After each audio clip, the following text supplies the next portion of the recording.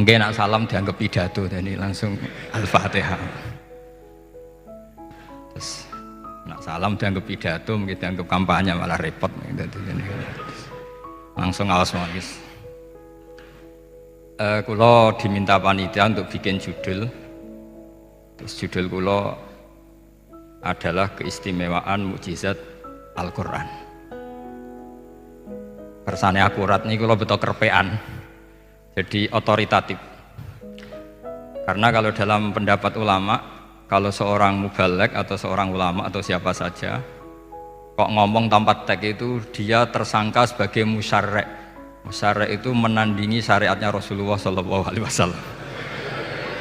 Dengan pikiran-pikirannya, dengan jargon-jargonnya. Jadi itu masalah besar kalau dalam tradisi ulama, karena pikirannya tidak musalsal, tidak ada silsilahnya ila Rasulillah SAW.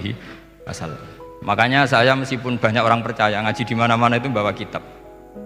Satu ya tadi niat ngerpek tadi supaya saya dulu masih ingat zaman di Sarang itu kalau tes itu banyak yang bawa kitab.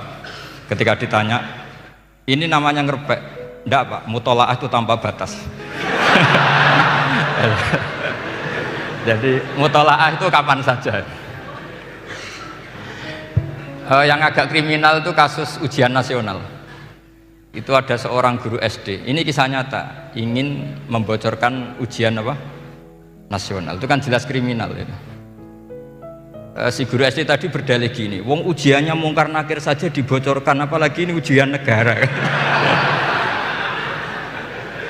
Karena semua kiai itu kan mengajari kita marrobuka waman nabi, itu kan mengecewakan mungkar nakir, artinya kan membocorkan ujian. Singkat cerita kiai tadi itu, guru tadi, kalau nggak percaya tanya Gus Bah. Akhirnya rombongan guru SD tanya ke saya, apa betul Gus ujian boleh dibocorkan? Analoginya kiai-kiai bocorkan ujiannya siapa? Mungkar nakir. Karena saya ya NKRI harga mati, saya bilang tertawa-tawa. Kalau saya jawab gak kriminal dimarahin polisi. Kalau saya jawab kriminal, analoginya dengan mungkar nakir memang yang membocorkan itu apa? Gak usah diteruskan, kalau saya bilang boleh nanti jadi kriminal. Dan agama ini adalah analogi. Analogi itu kias. Sehingga saya di sini insya Allah serius sekali membawa makalah mukjizatnya Quran. Kenapa demikian? Memang saya merasakan dan semua yang hadir di sini pasti merasakan bahwa mukjizatnya Quran itu luar biasa. Sehingga kita satu-satunya umat yang enggak ditunggui Rasul, tapi kualitas iman kita insya Allah menyamai periode-periode sahabatnya Rasulullah SAW. Tapi syaratnya tadi ya, dengan pikiran yang sama, dengan teks yang sama, dengan rasa yang sama, dengan kejiwaan yang sama. Caranya gimana supaya sama? Kita harus terus membaca teks. Teks itu mengingatkan kita. Misalnya begini, yang dikatakan mukjizat itu kan sesuatu dahsyat yang dalam nalar manusia itu nggak mungkin terjadi. Misalnya ontanya Nabi Soleh keluar dari batu besar, itu kan satu peristiwa yang akal manusia tidak sampai. Begitu juga tongkatnya Nabi Musa membelah Laut Merah, yang akal manusia itu tidak sampai. Tapi pikiran itu menurut mazhab kita yang waras ini, saya ulang lagi, kita yang waras itu pikiran kriminal, itu salah. Saya ulang lagi ya, kita semua kan umatnya Rasulullah SAW. Semoga benar-benar umatnya Nabi, bukan Islam yang kumat. Karena orang Islam itu pilihannya hanya dua, kalau nggak bersatu umat Islam ya Islam yang kumat. Kumat itu agak gitu, namanya kumat dalam bahasa Jawa. Begini, saya ulang lagi ya.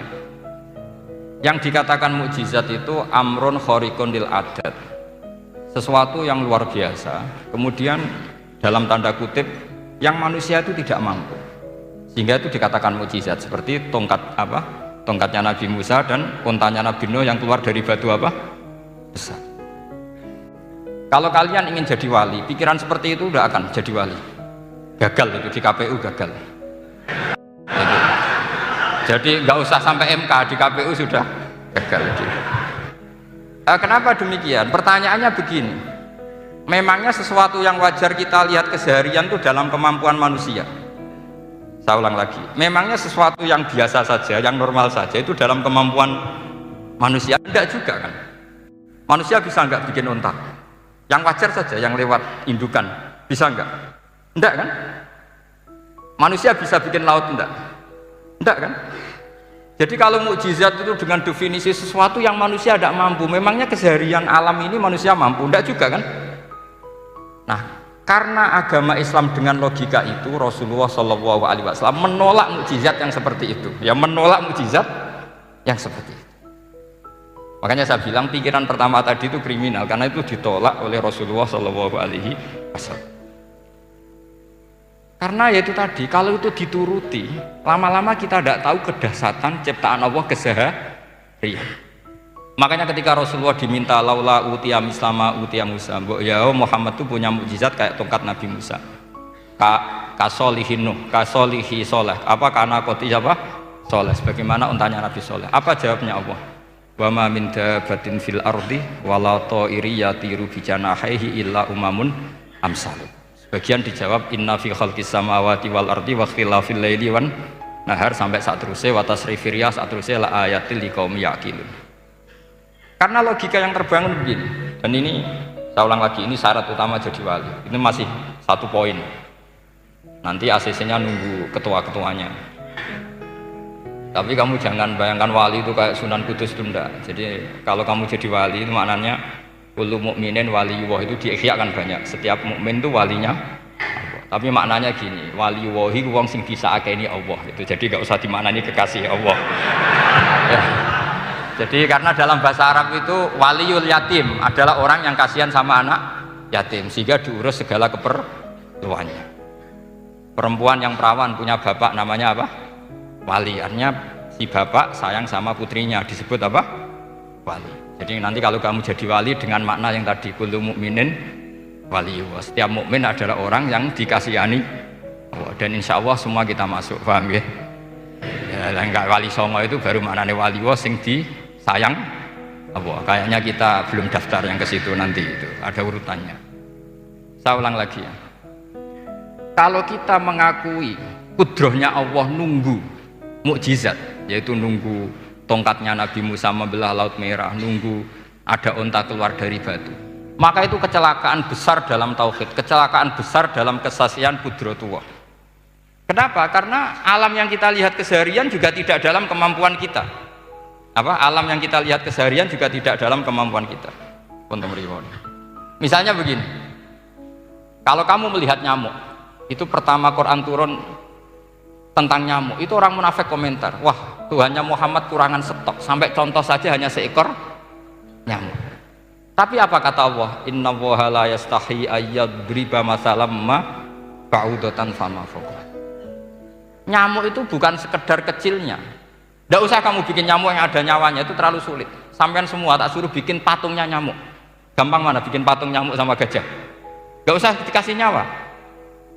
Terus cari tatahnya itu dari mana, orang Jepara pun tidak akan bisa. Belum nanti bentuk alat kelaminnya, belum nanti uratnya alat kelamin, belum nanti punya jantung, jantung punya urat, jantungnya nyamuk juga punya kuman, kumannya juga punya organ tubuh, organ tubuhnya punya urat. Apa itu tidak lebih dahsyat ketimbang tontonan mukjizat yang diperagakan para nabi-nabi sebelum Rasulullah Shallallahu Alaihi Wasallam?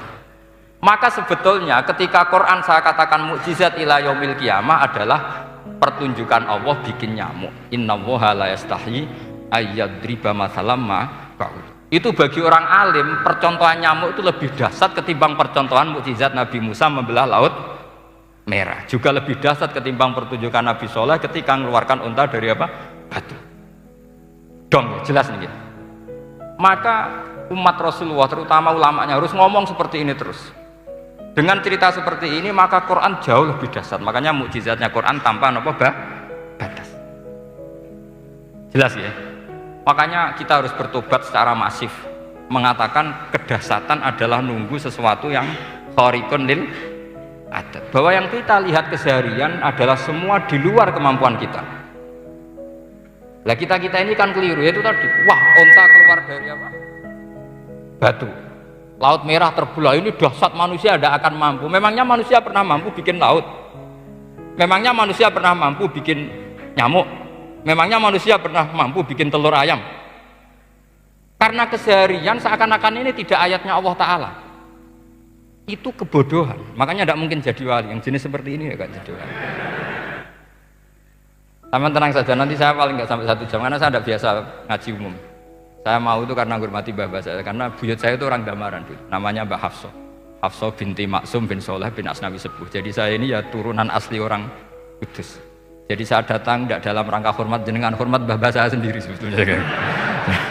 Jadi jenengan tidak punya hak adami sama saya, karena saya datang tuh hormat mbah saya. Tapi saya ingin melatih iman yang benar. Saya ulang lagi, saya ingin melatih iman yang benar karena ini penting. Sehingga Allah cara menjelaskan iman itu aja inna fi khalqis samawati wal ardi. Kamu lihat saja langit dan bumi. Seterusnya sampai waqtilafil laili wan nahar, sampai wal fulkil lati tajri fil bahri, terus sampai wa tasrifir riyah. Ini semua tontonan yang kita lihat semuanya di luar kemampuan kita. Itu tadi contoh paling gampang, nyamuk kayak apa? Apapun profesornya seseorang, apa bisa bikin nyamuk? Tidak usah yang bernyawa, patungnya saja. Coba nyamuk itu punya organ tubuh enggak? Punya. Organnya ada kumannya enggak? Ada. Alat kelaminnya ada bolongannya enggak kira-kira? Ada. Kayak apa sulitnya? Jadi andaikan saya ke umatnya Nabi Musa terus bengkei lah sama Nabi Musa, ini gue Nabi Musa keren punya tongkat, saya akan bilang Rasulullah lebih keren karena punya Quran. Nah di sini makna kenapa mukjizatnya Quran dikatakan afdolul mukjizat, mukjizat paling keren, paling hebat. Karena menjadikan manusia punya nalar yang lebih objektif.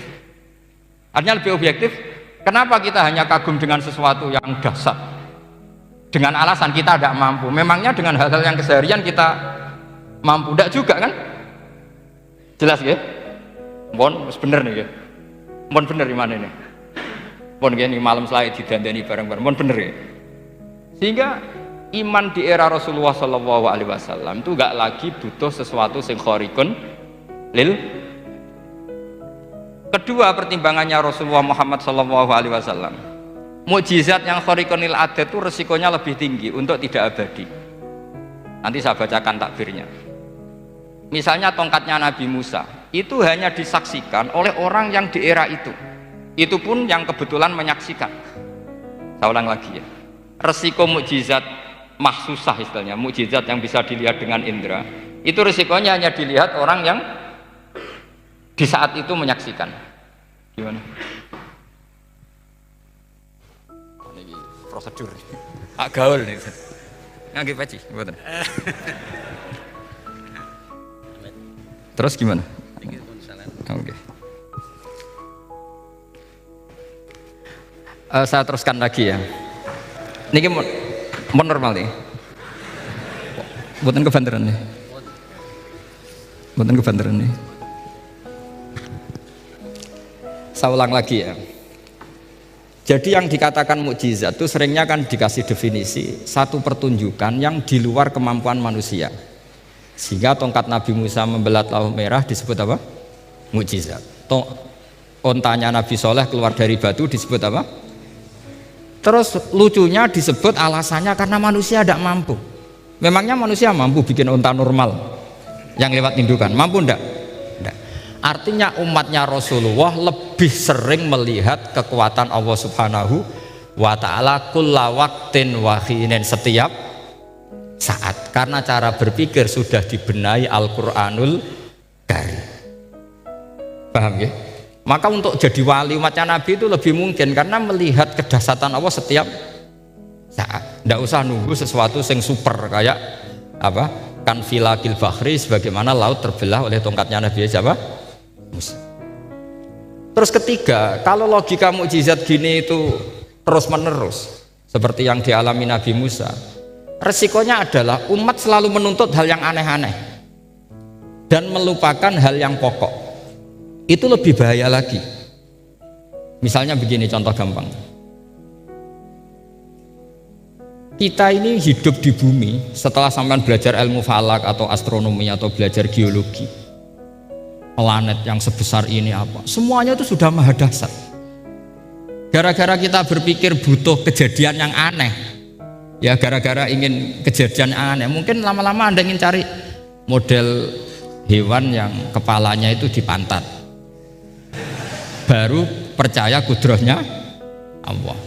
Lama-lama kamu jadi dukun, seneng ular yang berkepala manusia, itu baru dasar. Nanti menjadi klinik. Makanya kritiknya ulama,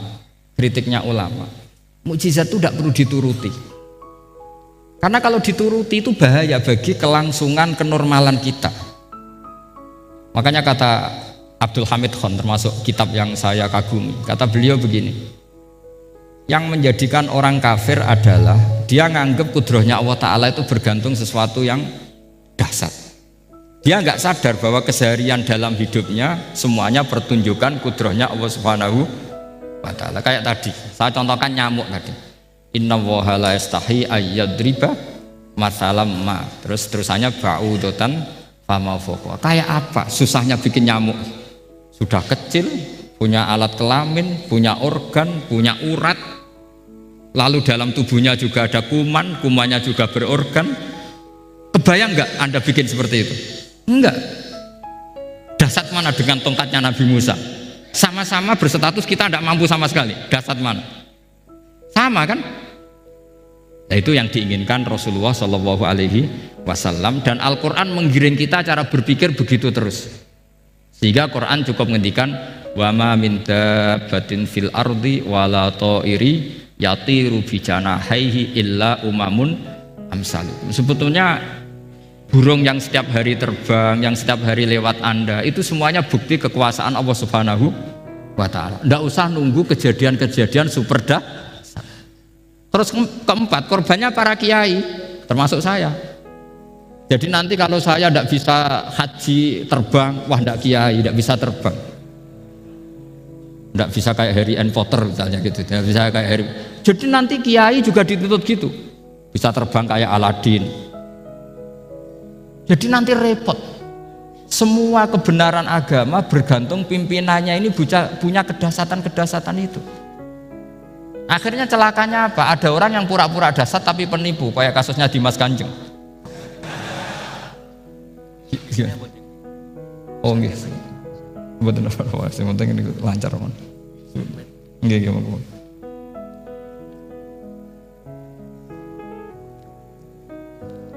Jadi makanya nanti itu saya akan memberi penjelasan tentang apa?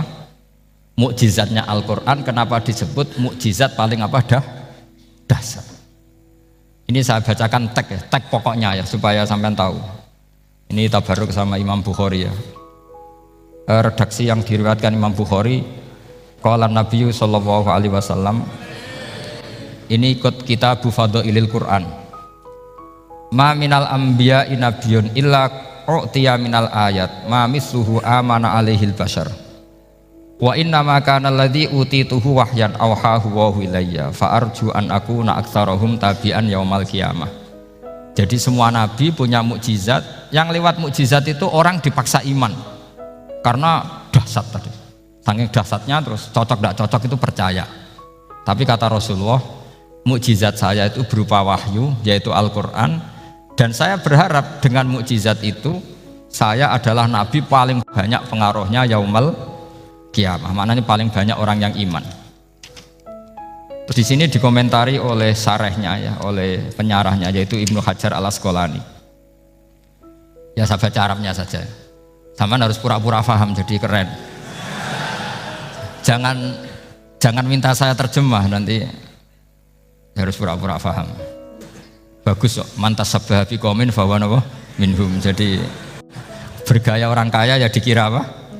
Kaya, bergaya ulama ya dikira apa? Ulama. Nanti bergaya wali juga dikira wali. Saya baca ya, ini luar biasa menurut saya.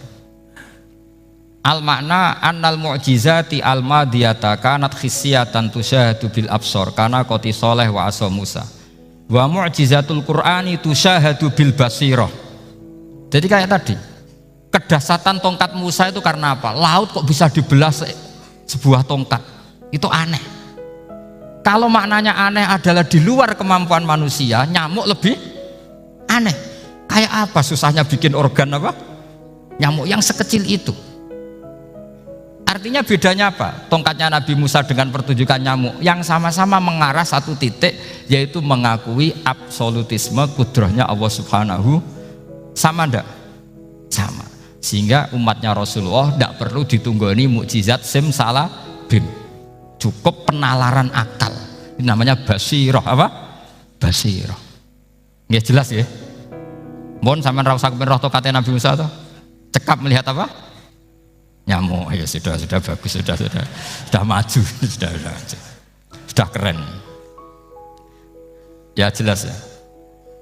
Li'annal ladzi yusyahadu bi ainir ra'si yang qaridu binqiradi musyahidihi wal ladzi yusyahadu bi ainil aqli baqin yusyahiduhu kullu man jaa ba'dal awali mustamirron.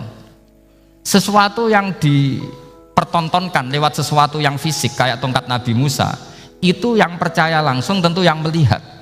Setelah itu ada yang percaya, ada yang enggak. Bisa saja itu hoax, bisa saja macam-macam. Tentu yang nggak percaya tentu salah, ya kita sepakat. Tapi tetap saja yang nggak menyaksikan itu bisa saja nggak percaya, paham ya? Tapi logika kedahsyatan nyamuk, siapapun yang punya nalar percaya. Artinya giringan Al-Quran untuk melihat mukjizat itu kedahsyatan Allah bikin nyamuk itu abadi ila yaumil kiamah. Dan siapapun yang waras akan ikrar dan tetap menyaksikan, karena insya Allah ada nyamuk terus ila yaumil kiamah. Itu kan teman tidur kita, paham? Makanya kamu kompromi dengan nyamuk. Sekali-kali jangan dicaplek. Ini ayatnya Allah. Ya bila perlu dicium, dielus-elus gitu. Karena saya yakin yang hadir di sini andekan melihat tongkatnya Nabi Musa kira-kira dilus-elus enggak? Kira-kira? Andekan loh, kamu punya kesempatan melihat tongkatnya Nabi Musa, gimana? Dilus-elus, dikai mori. Jika kembang 7 taman kan gitu. Tapi kenapa nyamuk tidak kamu begitukan? Toh sama-sama ini ayatnya Allah yang luar biasa. Makanya ini ngaji di sini saya ulang lagi, sama tidak perlu merasa punya hak adami sama saya, karena saya memang buyut saya kandung itu orang Gamaran, namanya Mbah Hafsah. Hafsah itu binti Maksum bin Soleh bin Asnawi Sepuh. Jadi saya ini termasuk turunan beliau yang keluar dari Kudus di Rembang. Karena mbah saya kandung itu sepupunya Mbah Sahal, ya sama Mbah Sahal ibunya Badiah ya putrinya Mbah Hafsah ini. Kalau ibu saya namanya Sofiyah ya putrinya Mbah Hafsah ini. Jadi kenapa saya cerita ini ya memang Quran sudah terang-terangan ngendikan dzurriyatam ba'duhan apa mimba. Jadi kekuatan dzurriyah itu luar biasa. Jadi kita menjaga harkat dan martabat para leluhur supaya ilmu ini terjaga. Jangan marisi gayane tok, mbah alim terus putune pedita-pediti gak alim terus gak keren, menurut saya itu malu itu. Jadi marisi itu ya kalau putunya orang alim ya alimnya, jangan marisi mulyane. Engko ora alim terus mulya tok gelem dicucup itu gak keren menurut saya. Niru alimnya dulu baru sama-sama dicucup itu baru betul, Pak. Jadi ada aturannya. Saya teruskan. Sehingga Quran kalau menggiring mukjizat ketika Rasulullah SAW dituntut kafir Mekah, kita tahu kan mereka nuntut apa misalnya? Lan nu'mina laka hatta tafjura lana minal ardi nabiyam bu'a au takuna laka jannatum min nakhili wa inabin fatufajjiral anhara khilalaha napa tafsira au tusqitas samaa kama zamta alaina kisafan au ta'tiya billahi wal malaikati qabila au yakuna laka baitum min zuhrufin au tarqa sama. Masih mereka bilang gini, walan nu'mina liruqiyika hatta tunazzila alaina kitaban naqra'u. Mereka nuntut tuh, Muhammad saya percaya kamu Rasul, tapi syaratnya Mekah yang tandus sulap jadi kota yang subur makmur, menjadi jannat subur makmur. Atau begini saja Muhammad, kalau kamu gelo sama saya mangkel karena kita ada iman, turunkan saja azab.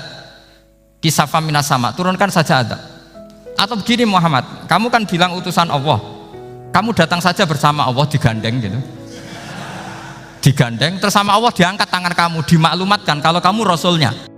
Au ta'tiya billahi wal malaikati qabila. Karena mereka dengan logika yang salah. Yang dikatakan mukjizat itu sesuatu yang seperti itu. Artinya kalau kamu berpikir mukjizat yang seperti itu, berarti Anda turunan kafir Quraisy. Anda turunan apa? Kafir Quraisy. Maka gak boleh berpikir mukjizat seperti itu.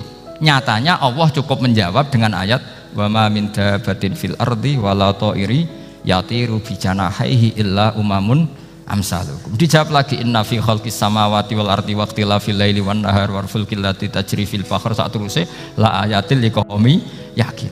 Semudah itu kita iman kedahsyatan kudrahnya Allah. Cukup melihat kerbau, kok bisa ya jaga populasinya, padahal tidak pernah dia seminar cara jaga populasi. Nyatanya tetap terjaga. Tanpa lamaran ya bisa jaga keturunannya. Tanpa sesar ya anaknya lancar. Tanpa sesar kan? Artinya mereka bisa. Karena di sini ada kudratullah. Ada apa? Ada kudratullah. Nah, kalau iman seperti itu, Anda baru betul. Yaitu yang disebut Allah ya tanazzalul amru bainahunna lita'lamu annallaha ala kulli syai'in qadir wa annallaha qad ahata bi kulli syai'in ilma. Semua urusan di alam raya ini hanya Allah ingin mempertontonkan bahwa saya kuasa. Jadi tidak perlu nunggu yang aneh-aneh. Sehingga andaikan saya ketemu Nabi Musa dan ketemu Rasulullah Muhammad SAW, pasti saya milih Nabi Muhammad sebagai ketua. Karena Nabi Muhammad yang bikin sarana iman dengan sarana yang seluas-luasnya, dan sarana ini tidak habis dan ada di mana saja, yaitu sarana ikrar bahwa Allah kudroh dan kudrohnya tanpa batas. Nabi bikin sarana apa saja, melihat langit, bumi, lautan, nyamuk, hewan, semuanya sarana untuk ikrar kudrohnya Allah Subhanahu wa ta'ala. Sementara Nabi Musa mempertontonkan hanya nunggu mukjizat sing khariqun lil adat. Paham ya? Makanya wajar kalau Nabi bergelar Afdolul Ambiya Sayyidul Awalin wal Akhirin, karena memang lebih efektif cara menggiring supaya orang iman. Sekarang sudah tahu kenapa Nabi jadi Sayyidul Awalin wal Akhirin? Sudah? Mungkin kemarin-kemarin tahu tapi gak tahu logikanya. Pokok iman selewat ke musola ngaji iman, itu iman yang kurang betul itu, karena tanpa nadzor. Itu namanya taklid yang statusnya mukhtalaf alaih, masih disidangkan di MK. Paham ya? Iman jadi iman taklid itu iman yang masih disidangkan oleh para ulama. Ada hakim yang bilang sah, ada hakim bilang tidak sah. Tanya anak-anak Qudsiyah, imanul muqallid itu mukhtalaf alaih apa mujma' alaih? Mukhtalaf alaih. Kalau imanu ahli nazar mujma' alaih. Insya Allah barokahnya ngaji ini semuanya min ahli nazar. Apa? Min ahlin, jangan amin sudah jadi, ini sudah jadi ini. Kalau amin kan masih berdoa, bisa makbul bisa ndak boleh iman kok. Ayo iman kepada Allah dan Rasul, amin, ndak boleh. Sesuatu yang pasti ndak boleh diamini, itu kan jadi kacau nanti. Harus bilang apa? Sami'na wa ta'na. Nanti lama-lama kamu disuruh Allah, ayo sholat, amin. Ndak boleh. Jadi amin itu ada aturannya. Tapi bukan berarti saya nyalahkan jenengan, enggak. Ya memang salah gitu. Jadi kan. Ya enggak usah disayang, memang statusnya salah. Ya saya ulang lagi ya. Berarti Rasulullah adalah Rasul yang sukses membuat sarana orang kembali ke Allah, mengakui kudrohnya Allah dengan sarana apa saja. Melihat rumput, melihat hewan, dan hewan itu ya apa saja. Dabah itu apa saja. Hewan yang melata di bumi apa saja, semua bukti kudrohnya Allah. Bahkan Rasulullah sukses membiarkan umatnya nggak ditunggui beliau tetap iman. Mergo ditunggui konsep sing super gini kok Al-Qur'anul Karim. Jelas ya? Tapi caranya memahami ya seperti yang saya terangkan ini. Ya saya baca lagi ya, yang jadi annal mu'jizati, pakai jama' mu'annas salim, annal mu'jizati al-madiyata, mukjizat-mukjizat yang sudah kelewat itu kanat khisiatan, bersifat fisik, tusyahadu bil absor, hanya bisa dilihat dengan mata kepala, karena qoti soleh wa aso Musa, wa mu'jizatul Qur'ani tusyahadu bil basirah. Sementara mukjizatnya Quran disaksikan dengan mata hati, dan setiap orang punya mata hati. Fayakunu man yattabi'uhu li ajliha aksar li annal ladzi yusyahadu bi ainir ra'si yang qaridu bin qiradi musyahidihi walladzi yusyahadu bi ainil aqli baqin yusyahiduhu kullu man jaa ba'dal awal mustamirron. Sesuatu yang dilihat dengan mata kepala, setelah para saksi ini meninggal, maka setelahnya mencari-cari, bisa percaya bisa Enggak. Tapi mukjizat yang disaksikan mata hati, siapapun percaya dan sampai ila yaumil kiamat. Dan tentu Quran lebih unggul dalam hal ini. Dan insya Allah kita semua adalah ahli Quran. Yaitu harus punya kesimpulan falam mata bayana lahu qala a'lamu annallaha ala kulli syai'in qadir. Sebagian ayat walita alamu annallaha ala kulli syai'in qadir wa annallaha qad ahata bi kulli syai'in ilma. Itu kenapa mukjizatnya Quran dasar. Itu yang gampang-gampang ya, melihat nyamuk, unta, kerbau itu yang gampang. Anda tak naikkan kelas sedikit menjadi agak ilmiah. Misalnya begini, kamu ahli falak. Misalnya kamu ahli falak. Misalnya kayak Batu Rehan ya. Itu pasti tahu kalau matahari dan rembulan dibikin Allah itu asyamsu wal qamaru bihusban. Bahwa matahari dan rembulan dibikin ini untuk hisab. Walladzi ja'ala syamsa diya'a wal qamara nura wa qaddarahu manazila li ta'lamu 'adadas sinina wal hisab. Sehingga ketika ternyata betul Samsiyah bisa dihitung menjadi tahun Samsiyah yang oleh bahasa milenial disebut Masihiyah.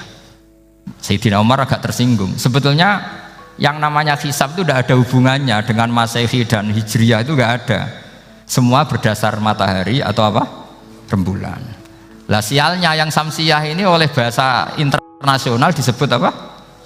Masihiyah. Makanya Sayyidina Umar marah terus bilang ya sudah kalau gitu Qamariyah bikin apa? Hijriyah. Jadi itu sebenarnya nama politik.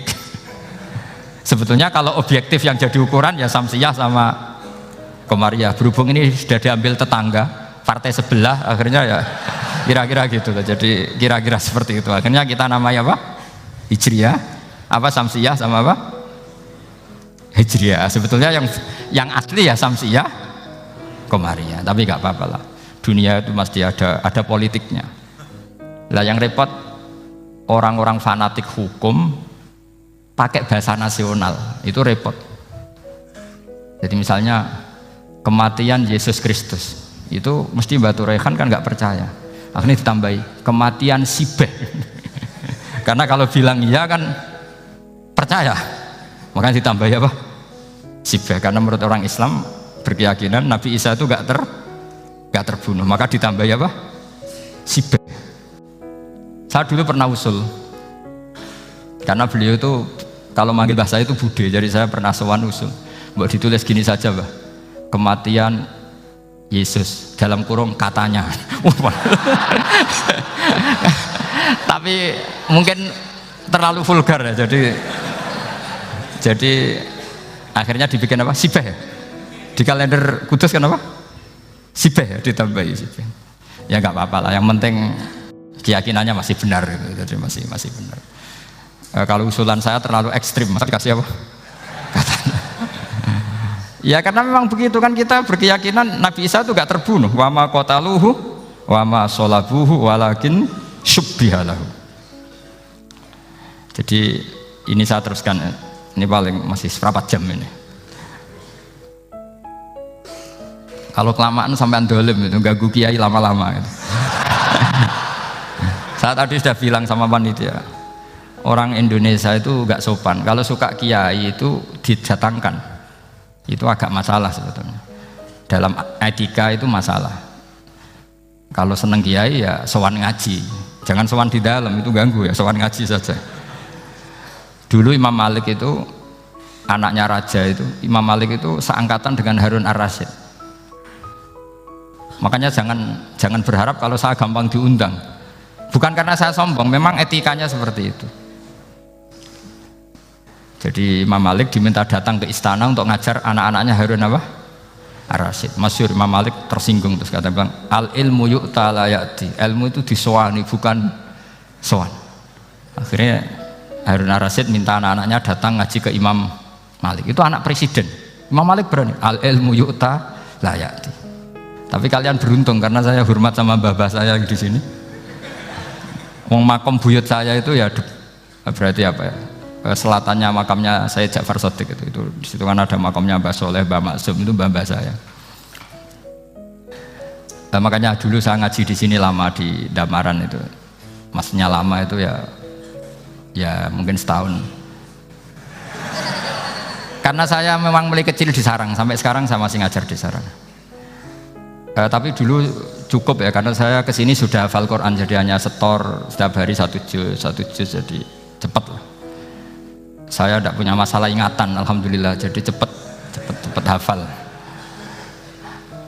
Saya terangkan lagi ya, ini penting ya, masalah mukjizatnya Quran. Selama ini orang tuh mau bilang tok, mukjizatnya Quran itu dahsyat, tapi nggak bisa menerangkan. Itu masalah.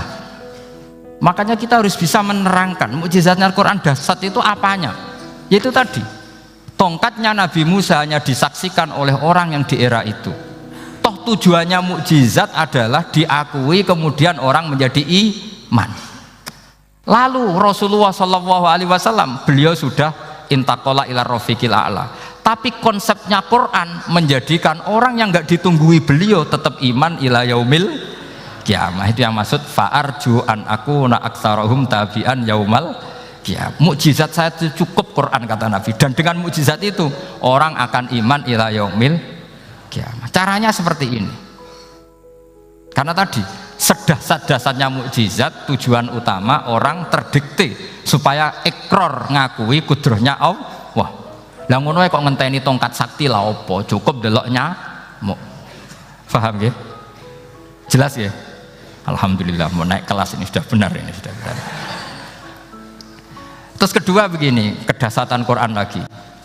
Quran itu bisa merunut, mentartibkan logika. Bahkan logika ini logika yang universal. Siapa saja merasakan logika itu. Misalnya begini, dulu orang kafir itu punya Tuhan banyak. Tentu yang dipertuhankan yang mana? Yang dipertuhankan itu banyak. Karena pikiran mereka urusan banyak, problem banyak, ya Tuhannya harus banyak. Ada BPKB 3D kan, istri cerewet, macam-macam lah itu kan. Problemnya banyak, maka Tuhannya harus banyak. Karena Tuhan itu maknanya penyelesai masalah. Sehingga kalau masalahnya banyak, Tuhan harus banyak. Ketika Rasulullah membawa konsep satu Tuhan, mereka janggal. Makanya mereka bilang, aja'alal alihata ilaha wahida inna hadza lasyai'un ujab. Masa Tuhan satu? Ini aneh, nggak bisa. Tuhan harus banyak, karena masalah kita banyak. Itu terpatri, di otak mereka terpatri.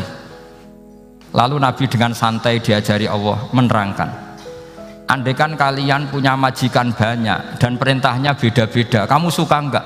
Ya enggak suka, mat, enggak enak. Punya majikan banyak itu udah enak. Milih mana majikan banyak sama satu? Satu aja, mat. Tuhan kamu adalah majikan kamu. Kalau banyak kamu bingung. Ya mat, satu aja mat.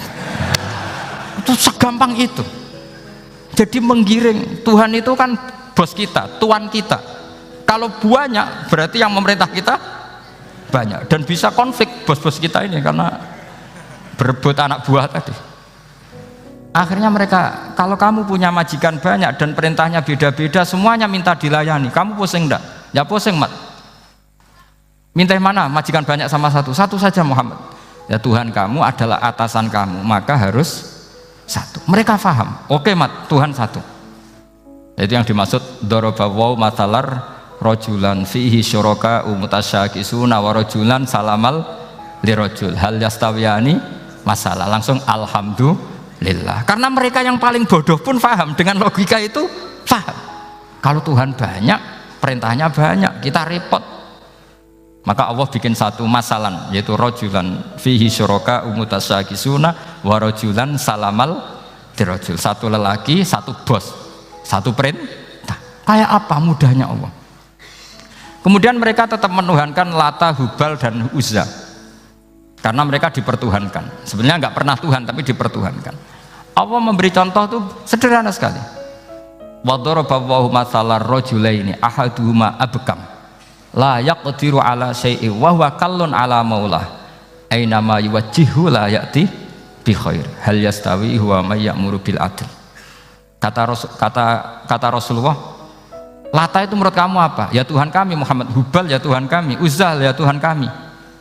Lalu kalau mereka kotor ya saya mandikan, kalau hidungnya coplok ya saya tata. Terus kata Rasulullah begini, kamu mau nggak punya budak atau pembantu yang buta, tuli, bisu. Kamu mau nggak punya pembantu? Pembantu loh ya, pembantu itu budak zaman dulu. Kamu mau nggak punya pembantu yang buta, yang tuli, yang bisu? Wah gak doyan mat, nggak apa pembantu ngono. Yang pembantu saja kamu nggak mau yang gitu kok malah punya bos begitu. Orang yang tuli, yang bisu, yang kopok, jadi pembantu saja nggak layak kok malah jadi pangeran. Paham ya? Arca dan berhala itu kan nggak bisa apa-apa. Kamu mau gaji ngasih THR pembantu yang kopok, bisu, picek, mau? Wong jadi pembantu saja nggak sah kok mau jadi apa? Tuhan atau jadi majikan. Jadi Allah bikin contoh gampang sekali. Wadaraba masalah rajulaini ahaduma abkam la yaqdiru ala sa'in, nggak bisa apa saja. Wa wakallun amala maulah, anane ngrepoti tok. Nama yuwajjihu la yati bi khair. Mudah sekali. Akhirnya mereka berbondong-bondong iman karena logikanya ditata oleh logika Al-Qur'an. Makanya agama ini sebenarnya nggak pernah datang dengan kekerasan, itu tidak pernah. Bil hujjah, dengan argumentasi. Itu disebut qul falillahil hujjatul balighah. Nah, sekarang orang rapati soal argumentasi, senengane neror. Nah, itu rapati ngaji. Sebenarnya agama ini mudah, ad-dinu yusrun, agama ini mudah, logikanya gampang. Untuk tidak menuhankan Yesus atau Isa, Quran juga datang dengan penjelasan yang enggak jelimet, yang gampang saja. Kata Allah, mal masihu ibnu maryam illa rasul qad khalas min qablihir rusul wa ummuhu siddiqah kana yakulanit.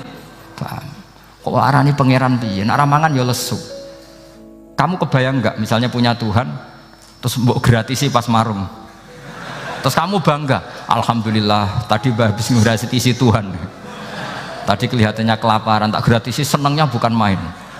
Kamu mau punya Tuhan yang seperti itu? Mau? Nggak mau kan?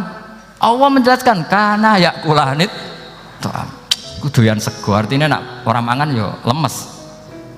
Pas kamu minta ternyata Tuhannya baru lemes. Jadi Quran itu tidak sinis gak, tapi menggiring logika bahwa ini tidak mungkin Tuhan. Wong kana ya kulanit Tuhan. Gampang kan? Itu gampang. Gampang sekali, logika Quran itu gampang sekali. Dan masalahnya kita sekarang tidak mengkaji Quran yang sisi ini. Ya termasuk kritik kita ya, tapi ya sudahlah, ini dunia ya macam-macam. Ono sing ngaramno lomba, ono sing mendukung lomba, macam-macam. Saya tidak dalam posisi mendukung dan menolak. Saya 0-0, jadi tidak ke kanan tidak ke kiri dalam konteks tadi. Karena ya sudahlah, itu sudah takdir, semuanya takdir. Ada yang setuju lomba, ada yang mengharamkan apa? Lomba. Tapi sebetulnya kalau kita berpikir Quran diturunkan ya untuk yang saya terangkan ini, menjaga logika agama al-hujjah al-balighah ila yaumil kiamah. Karena kita tidak perlu tongkat lagi Nabi Musa, nggak perlu ontanya Nabi Soleh, cukup dikawal aturan-aturan iman yang cukup mudah dan kita temukan di mana saja ayat-ayat itu, yaitu wa ma min dabatin fil ardi wala ta'iri yatiru bi janahihi illa umamun amsalukum, atau inna fi khalqis samawati wal ardi, dan seterusnya. Nah, cara berpikir gimana Gus? Gampang tadi. Kalau tongkat Nabi Musa membelah laut adalah hal yang kita tidak mampu, memangnya kita mampu bikin langit bumi? Tidak mampu kan? Berarti ini sudah cukup menjadi ayat kekuasaannya Allah. Jelas kan? Maka mukjizat Quran ini mengawal umatnya Rasulullah SAW ila yaumil kiamat dengan logika seperti itu. Seorang lagi dengan logika seperti itu. Maka ulama nggak boleh berhenti seperti saya ngomong terus seperti ini. Makanya ngendikane Allah, lam yakunil ladzina kafaru min ahlil kitabi wal musyrikina munfakkina hatta ta'tiyahumul bayyinah. Bayyinah itu apa? Rasulun minallah yatlu suhufam mutahharah. Orang kafir semuanya, kata Allah, baik berkategori kafir musyrik maupun kafir ahli kitab, itu tidak akan tercerabut dari akar kesalahan mereka, dari cara berpikir mereka, hatta ta'tiyahumul bayina, sehingga datang satu kejelasan yang jelas welo-welo. Itu apa? Rasulun minallah yatslu suhufam mutahhar, yaitu rasulnya Allah yang membaca sahifah-sahifah suci, Manane Al-Qur'an. Untuk menafikan ketuhanan berhala, ketuhanan Yesus, kita cukup dengan konsep Quran. Kayak tadi kana yakulanit, termasuk untuk menafikan Tuhan balita, paham ya? Tuhan apa? Fir'aun. Ini contoh terakhir, sampean siap-siap saja selesai. Karena saya memang mau selesai ini, bukan guyon, memang mau selesai. Karena menurut saya mukjizatnya Quran itu jelas. Jadi diterangkan seperempat jam ya jelas, 10 menit ya jelas. Kalau kamu butuh lama, berarti kamu menyaksikan kejelasan Al-Quran. Dan itu kriminal besar itu.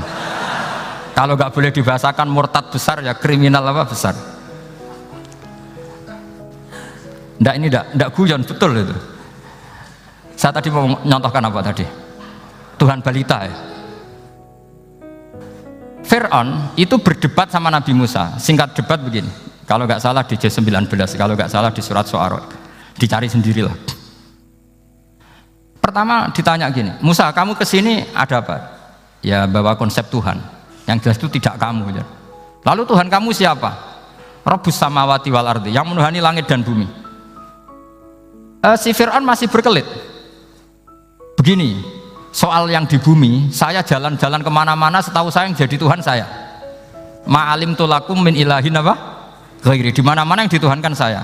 Soal kemungkinan di langit begini, tunggu saya. Terus di Haman dipanggil, ya Haman ibnili sorkalla ali abluhul asbab as-samawati fa'attali'a ila ilahi Musa. Haman, bikinkan saya piramida yang tinggi. Saya mau lihat Tuhannya Musa, apa betul ada? Padahal andaikan terjadi piramida kan Tuhan pun nggak bisa dilihat. Wong sampean yang wali saja tidak bisa melihat. Wali tadi yang sing disakeni Allah tadi itu aja nggak bisa melihat. Apalagi Fir'aun. Akhirnya Nabi Musa sadar bahwa logika itu tidak masuk ke Fir'aun, nggak masuk. Padahal ada pengawalnya banyak. Dan karena semua Nabi Fatona itu ibarat mobil ganti gigi, ganti argumentasi. Gini saja, yang menuhani leluhur kamu, mbah-mbah kamu, itu sontak kaget Fir'aun. Pengawalnya ya kaget. Oh iya, kalau Fir'aun ini Tuhan, mbah-mbahnya tanpa Tuhan. Kan Tuhannya datang terlambat. Berarti mbah-mbahnya dulu itu tanpa Tuhan, karena ini ada Tuhan balita itu ada itu. Akhirnya hampir separuh, mungkin hampir semua pengawalnya Fir'aun itu iman semua. Meskipun yaktumu imanahu, ini yang diceritakan Quran, wa qala rajulun mu'minun min ali fir'auna yaktumu iman. Karena runtuh, semua logika Fir'aun sebagai Tuhan itu runtuh. Hanya dengan logika, kalau kamu Tuhan, lalu mbah kamu Tuhannya siapa? Fir'aun mangkel. Wah bahaya logika Musa, tangkap Musa, udah gak debat lagi. Kayak apa mudahnya logika Quran untuk menafikan ketidaktuhanan Fir'aun. Yaitu mengatakan Rabbukum wa Rabbu abaikumul awwali. Karena dikatakan Tuhan langit, Fir'aun masih berkelit. Nanti dulu saya mau bikin piramida, mau saya lihat ada enggak Tuhan kamu. Nabi Musa langsung ganti gigi, yang nuhani mbah-mbah kamu. Orang kan masih pikir, ini kalau Tuhan betul, lalu orang-orang dulu Tuhannya siapa? Kan Tuhannya datang terlambat.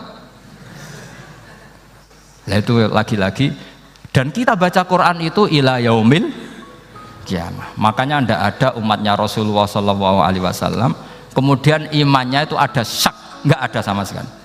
Karena dzalikal kitabu la raiba fihi mir rabbil alamin. Ya, mohon cekap ya. Mumpun gampang deh. Masalah sampean kalau masalah.